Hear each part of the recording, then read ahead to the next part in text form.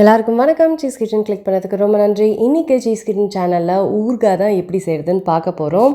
நம்ம வீட்டிலே டக்குன்னு பூண்டு ஊறுகாய் செஞ்சு சாப்பிடலாம். ரொம்ப சுவையாக இருக்கும். அதுவும் பூண்டுனா சான்ஸே இல்லை, எல்லாருக்கும் பிடிச்ச ஒரு இன்க்ரீடியண்ட். ஸோ இதில் ஊறுகாய்னா ரொம்ப சுவையாக இருக்கும். இது எப்படி செஞ்சேன்னு பார்க்கறதுக்கு முன்னாடி மறக்காமல் சீஸ் கிச்சனுக்கு சப்ஸ்கிரைப் பண்ணுங்கள், லைக் பண்ணுங்கள், உங்கள் நண்பர்களுக்கும் இந்த வீடியோ ஷேர் பண்ணி விடுங்க. இப்போ வாங்க வீடியோக்குள்ளே போகலாம்.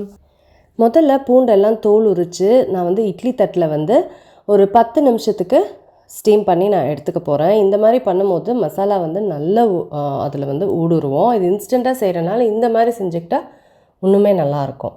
ஸோ 10 நிமிஷம் ஆகிடுச்சு, நல்லா ஸ்டீம் ஆகிடுச்சு. ஒரு கடாயில் ஒரு ஸ்பூன் கடுகு எடுத்திருக்கேன். அதுக்கப்புறம் அரை ஸ்பூன் வெந்தயம் எடுத்திருக்கேன். இப்போ இது ரெண்டுத்தையும் வறுத்துக்க போகிறேன். இது சட்டுன்னு வறுபட்டுரும். ஸோ பார்த்து வருங்க, இல்லை தீஞ்சிடும்.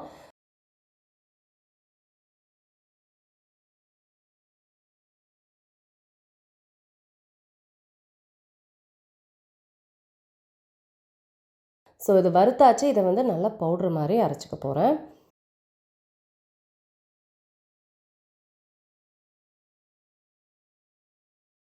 கடாயில் எண்ணெய் சேர்த்துக்கிறேன். எண்ணெய் நல்லா தாராளமாக சேர்த்துக்கோங்க. உங்களுக்கு நீங்கள் இதை வச்சு சாப்பிட போகிறீங்க அப்படின்னா இது நல்லாவே வரும். ஸோ தாராளமாக ஊற்றிக்கோங்க. இதில் கடுகு சேர்க்குறேன். கடுகு வெடிச்சப்புறம் காஞ்ச மிளகாய் சேர்க்குறேன்.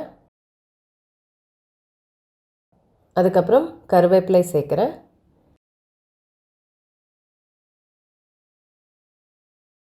அதுக்கப்புறம் இஞ்சி சேர்க்குறேன். இதெல்லாம் ஃபியூ செகண்ட்ஸ் சாட்டே ஆகிட்ட அப்புறம் மஞ்சப்பொடி சேர்க்குறேன். சில்லி பவுடர் சேர்க்குறேன்.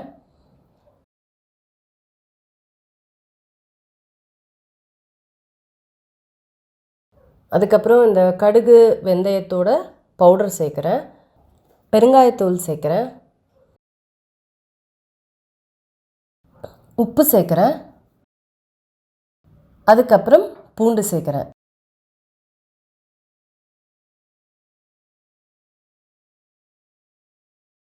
இது எல்லாத்தையுமே கலந்து விட்டுட்டு ஒரு 5லேருந்து 10 நிமிஷம் இதை அப்படியே குக் பண்ண விட்டுருங்க.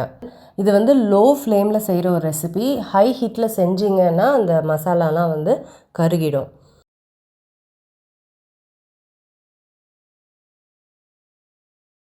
ஸோ 10 நிமிஷம் ஆகிடுச்சு. சூப்பராக குக் ஆகிடுச்சு.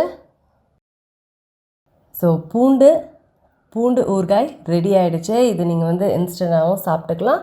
அப்படி இல்லைன்னா நீங்கள் இதை வச்சும் ஒரு வாரம் கழிச்சும் இன்னுமே ஃப்ளேவர் இறங்கியிருக்கும். அப்போ கூட நீங்கள் சாப்பிட்டுக்கலாம். கண்டிப்பாக ட்ரை பண்ணி பாருங்கள். நான் உங்களை சீக்கிரமாக அடுத்த வீட்டில் சந்திக்கிறேன். வணக்கம்.